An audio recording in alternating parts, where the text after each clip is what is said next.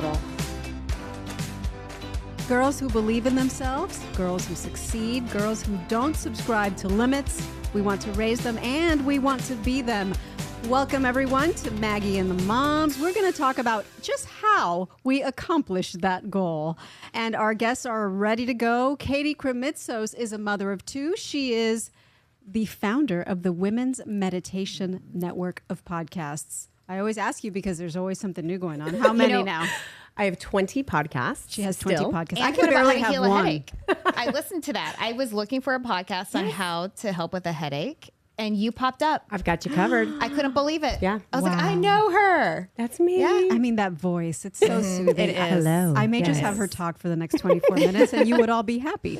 Laura Byrne is the editor of Tampa Bay Parenting Magazine. She is a mother of two, and she is part of something new that the Tampa Bay Buccaneers are doing, which I love. It's called She Is Football. It's all about empowering women. She is football, but she is also whatever she wants to be. And I love that message, and I'm so happy you're part of it, Laura. Yeah, you know, it's such an honor to be asked to be a part of it and to be a part of this panel of mentor leaders or women leaders in our community. And at first I was like, oh my gosh, I was looking at all the other women who are doing this, and I'm like, I'm not worthy. Oh, stop. Those words are not allowed But then here. it's like, I know it's true. But you're and being honest because a lot of us do think that in many We do. situations. What it's called imposter syndrome. Yeah. Is that what it's called? Yeah. But then I was like, wait a minute. I do have something to share. And, there's a reason why I have women and former coworkers like, hey, can we go to lunch so I can pick your brain? Can we talk? Right. And I do have something to share. And I hope that, whether it's somebody who is in the field of media or storytelling, it doesn't matter. I think there's always an experience, a career, a life experience that we can share to possibly help somebody else. And that could be life-changing. Without question. Without mentors, I wouldn't be where I am today. No doubt about it. Deanna Moore has two daughters. She is at the helm today. Hello. How are you today? I'm doing well. Thank you for asking. I know you love this topic because I do. you are all about empowering women. I do. I love being a girl mom. Yeah. I do. I know. I can't imagine being you a were boy born mom. for it. I think so. I think it's my calling in life. It's to your be a girl calling mom. in life. Yes. And so our goal, we all have daughters or our daughters. I thought I was going to have daughters, but for whatever reason, I was given two boys. So, and they test me every day. I'm jealous. Though. I am jealous. I mean, how They're different do you think easier. your life would be if you had girls? Oh, completely different. I think girls are easier. I have one of each. Oh. Yeah. That's And what you I think hear. And I girls are easier? see it too. And I don't know.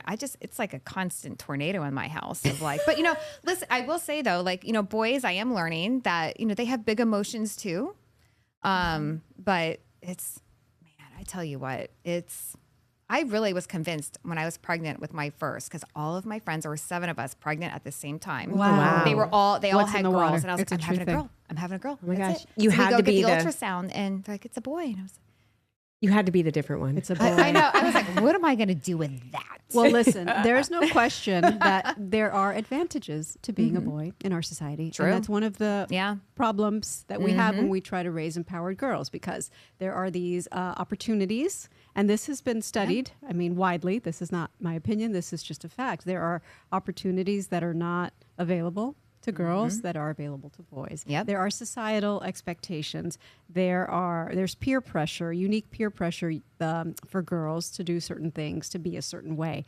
So let's start with, how do we get all of that out of their heads and tell them, don't listen to the noise. This is what you need to do. This is what you need to believe. Ooh, okay. So I have some pretty good opinions about that. Go for it. I have 2 girls, 9 and 6, and I came into motherhood very like pro woman. Like, oh, I'm gonna, I was a geriatric mother. They called me at 36, right? Rude. I hate that we all term. were. They changed it. Let's just get that word out of the vernacular. Yeah, I don't think they call it geriatric. Thank God. Thank goodness, because I was offended also. Advanced maternal age, I think. Still thank offensive. you. I don't Yeah. like it. I Yes. still don't like it. So I say that because I already had a big, strong sense of how I wanted to intentionally raise these girls. And I was really blessed that I was raised in an environment that was very, my mom is super matriarch, powerhouse. My dad was a feminist. And so I was absolutely taught you can do anything you want. There are no limits. And so Me too. I came into motherhood knowing like, okay, that's kind of how they did it. I can take the best of the best from that. And then I'm going to do it my own way. So at the end of the day, my goal is always to help my girls connect with who they are and empower them to be them, cheer that on as much as possible. And celebrate that, even when it's not necessarily what I want or I think that they should have. But then I'm also educating them along the way of, how to do that better. We meditate. I ask them to take deep breaths and connect with their emotions. I ask them, we had to make a really hard decision about changing schools earlier this year for my oldest. And, one of the things I said was we had a whole conversation about it. We sort of weighed the pros and cons. And then I said, okay, now I really want you to go over here and I want you to just meditate. And I want you to listen to that voice inside your head and tell me what she says, because that's you. And she came up to me about, 10 minutes later. She's like, okay, Mom, I want to change. And I was like, okay, wow. let's do it. So it's more of that. It's more of like, to me, it's like these small, intricate, intimate moments of just celebrating like that's you and allowing them to see that in the mirror I'm holding up. Yes, raise girls who believe in themselves in part because they see you believing in them. My mom was so good at that. My mom, almost to a fault, like I don't think she ever criticized anything I did. I think she thought I was just like, wow, you can do anything, you can be anything, and I just believed it. Yeah. And I had people when I started my career who laughed at the notion, who were they're like, oh, I remember my first job interview. It was at a little cable station out of college, and they're like, well, where do you see yourself in 5 years? I'm like, well, I see myself, and I said all these like lofty goals and dreams, and the woman literally lauged at me. And by the way, I accomplished those lofty. Yes, of course you did. Oh, yes, you did. I remember watching you in the morning on CBS, on national. Yep. Thank you. I will give you your $5 in there. Every time she says that, I give her $5. So yeah, it was just because that's the voice my mom put in my head. That's the voice I believed. And it's true. My mom worked. I grew up in a dual house where both parents worked. They, she had her job. She was a nurse, but was also in the military as well, in the reserves, and worked her way up to colonel. Wow. She outranked my dad. It's crazy, but it's like it also it made me say, oh, of course I can do this. Of course I'm gonna go work. And, there was pressure to succeed for sure. And so I may parent my own kids differently in that aspect that, like you were saying, just kind of embracing their own passions. For sure. But it's always good for girls to see somebody who is close to them doing something amazing. And maybe that's working. Maybe that's volunteering. Maybe that's really immersing yourself into a hobby, but just showing that they need to see that. And whether it's their mother, or whether it's a family member, or whether it's a friend or a mentor, we just need to surround our girls with positive women who, and success, remember, is different for everybody. Sitting in a C-suite does not necessarily, that's not success for everybody. Everyone has a different. So I want to make sure that we don't lock ourselves into that, you have to do, you haven't succeeded unless you are the leader of this company or you've done this. Success is becoming the best version of yourself. 100%. Period. 100%. Period. And everybody's different. Yeah. Yep. I got the best of both worlds because my mom worked for a time and then she was a stay-at-home mom for a time. So I got to see both of those. I don't know if they cultivated anything in me. I think I came out of the womb a feminist. Like I was having these philosophical debates with my dad at like 6 years old. I just think, and my daughters, I want them to be who they want to be. But I just try to, like we've always said, I lead by example. Yeah. They see me working. They see me doing my thing. They see the things that they get are because mom works. But I'm also, do whatever you want to do. To me, what I believe feminism and a strong woman is about equality for whatever that woman wants to do. Right. And you guys talked about that on Maggie and the Moms about the coach who came back after. That was her choice. Exactly. No one told her to come back after having a baby That was her choice, and that's what it's about for me. Yep. That was I agree. the coach of the Lady Vols who had a baby, and a week later was back on the sidelines for an important game, and she got a standing ovation from the crowd of 20,000 people. And she said, it's what I wanted to do. It wasn't easy because being a new mother, especially, is not easy on the body physically. Yeah. Yep. And there's all this pressure in society to be with your baby the first 3 months if you want to. Yeah. If you want to. And I agree with you, Deanna. We get to define our terms, not anybody else and not Right. society. Yeah, and I think it's important too that, she did point out that she had her husband at home helping and her mother, so she didn't do it alone too. And I think that's the most important. We should never be afraid to ask for help along the way, because we don't succeed yes, it's on our own, but we need a team of people sort of behind us in a way. We need some cheerleaders to help us. And in this case, she needed someone at home to watch the baby. Yeah. Right. And And luckily she couldn't she bring had the that. baby to the game. And it does. It really does. In a way, it takes a village, a community. It takes a school. It takes everything to kind of support us and lift us all up. And there's no shame. Like let's buck that it has to be mom who stays home with the Yeah. baby. Like dad stayed home because she wanted to go back and be there for her team. And that's normal and great and wonderful. And we are seeing girls more in traditionally boy dominated arenas, including sports. Yep. Like there's girls flag football, there's girls soccer. And there was a study done by the Women's Federation of Sport. And they found that there is a direct, I didn't bring that paper. Oh yeah, here it is. Women's Sports Foundation, excuse me, I got the name wrong. They did a study, it's called Play to Lead. And they found a correlation, a direct correlation between girls who played sports, and the longer girls played sports, the more this was true, and their future success in life.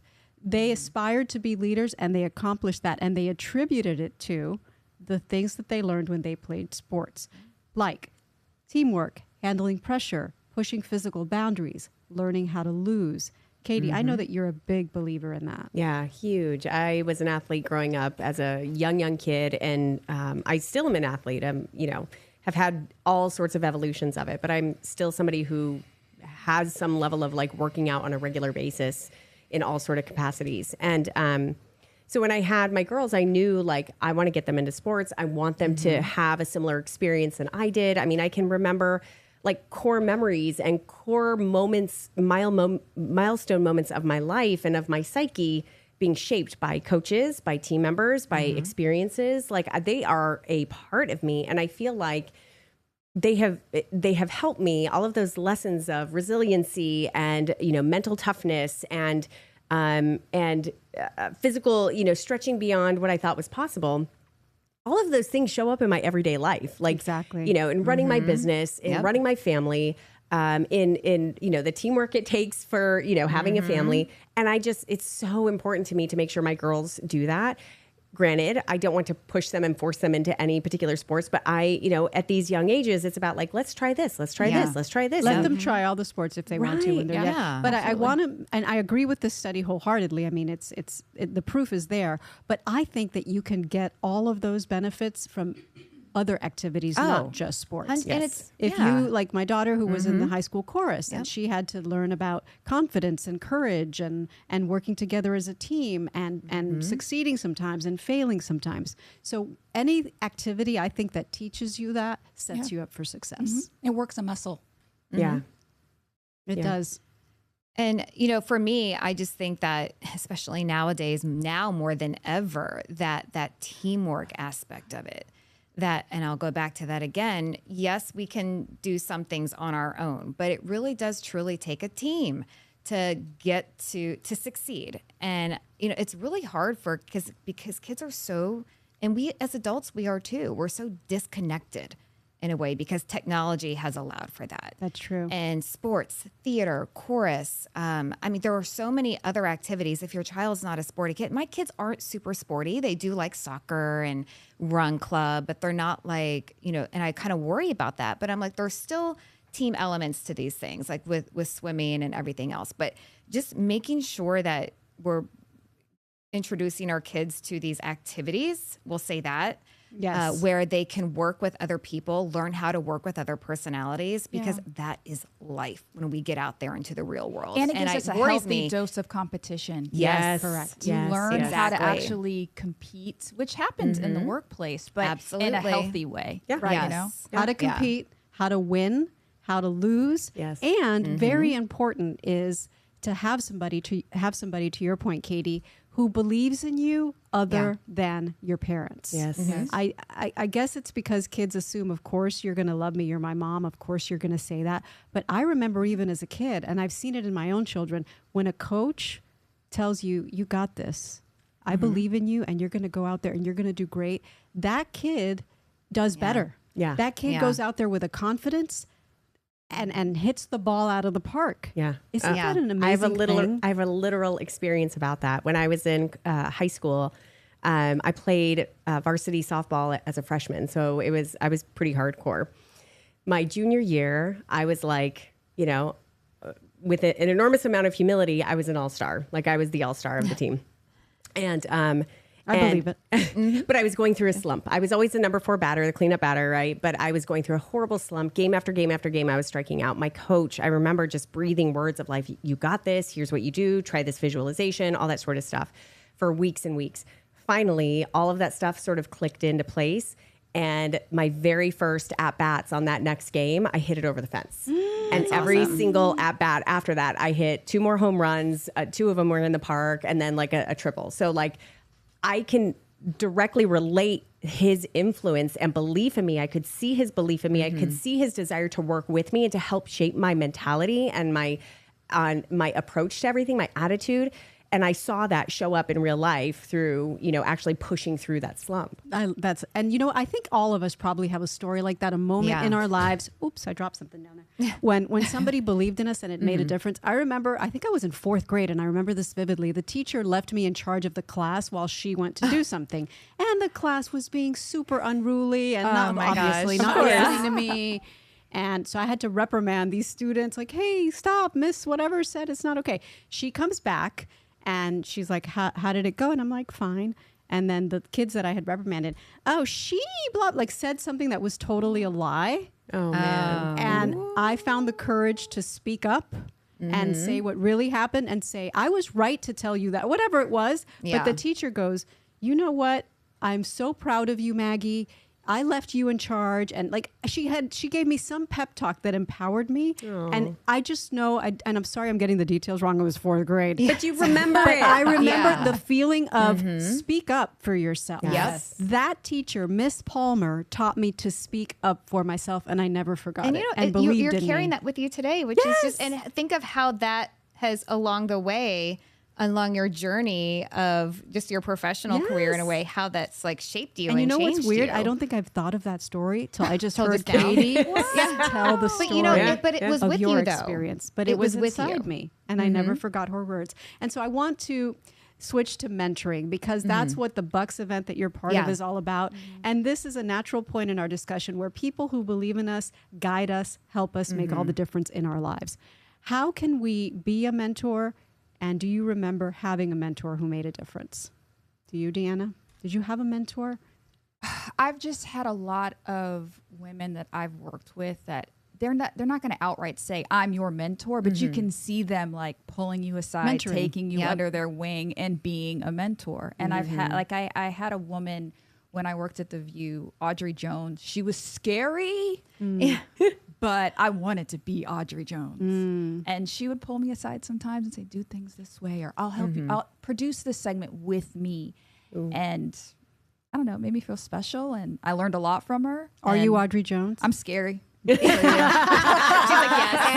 And talented. Yeah, check that box. Did it. Did you have a mentor? Yeah. Kind of in my sports life, I feel like all of my coaches accumulated to be amazing mentors. In my business life, I've had some really kind of accidental mentors, like really smart women entrepreneurs who have, just by example, mostly, I've either worked with them. There's 2 in particular that I worked for, and they didn't know they didn't know what seeds they were planting in me at the time. Exactly. Because I didn't really start my entrepreneurial career till after that. But looking back, I'm like, oh my gosh, like such good juice here that I learned from each of So them. even if you're not outright, to Deanna's point, mentoring somebody, the way that you, everything that you do when someone who's in a position, you know, to climb is watching, is mentoring. Yeah. Right. So like we have interns here at Daytime. Take the time, you know, to show them the ropes, even if they don't realize that you're doing it for their benefit. Laura, Yeah. you said micro mentoring. Micro mentor. They're micro mentoring moments, right? Where love it's that. like, you know, a mentor can present themselves in many different forms. Maybe it's a longer term mentor that you work with on a regular basis.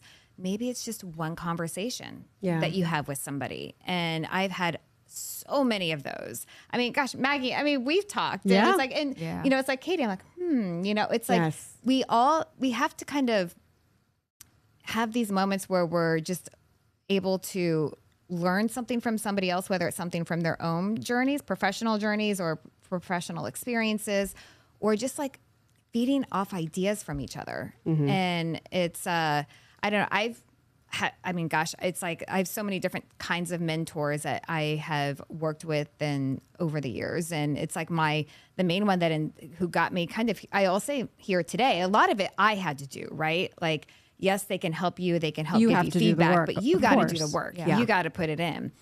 But, you know, I never would have thought of being a news reporter.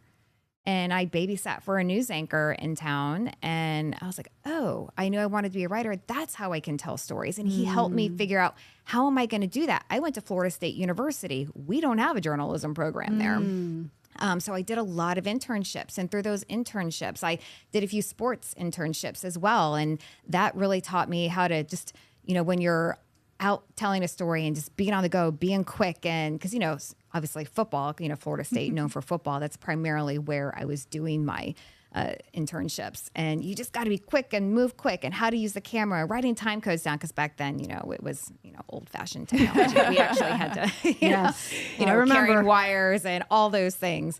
But how am I going to do that camera angle? I'm going to learn from them. That was really cool. Or how do they ask questions? And it's, you know, and just always ask. And if there's something that I don't care how old you are. Okay. It never stops. And it's, I still don't feel like that, you know, I'm in my second career, I guess you can say now. I still feel like there's a third one out there for me somewhere, you know? Oh yeah. I mean, because it doesn't ever end. And it's, you just, I don't know. I always ask questions, but always share too. And when people ask me, I will always say, share. absolutely. What can I do to? Yes, pay it forward. Remember those people who did something for you and do it for someone else. I have to thank Lisette Campos. You know her? I interned at ABC when she was the anchor there in the mornings. She was an anchor here in Tampa at ABC, but before that, she was a reporter in Miami at the station where I did my first internship. And I was tagging along with her while she was covering a story. And I was watching her do her thing. And like I said, just absorbing by watching her. She was mentoring me without knowing it. But then she did her stand-up, which is the part where you see the reporter on camera kind of wrapping up the story. And they say, live from Miami, I'm so-and-so. So she finishes hers. And she says, here, why don't you do a stand-up? I said, oh, no, I'm not ready. I'm good. Well, she goes, look, you're here to do the work. You're here to learn how to do this. You're not here to make friends, have fun, or just watch. So just do a stand-up. I said, I don't know what I'm going to say. She says, just do mine. Say what I said. And it was a Spanish station. Can I tell you that to this day, it's like the fourth grade story. I remember exactly. Yeah, I was going to say it, Maggie, because you Oh know it. my God. I know. En los Estados Unidos, más de 3 millones de personas padecen de esta enfermedad. Y los hispanos, por su estilo de vida y dieta grasosa, son los más propensos a ser afectados.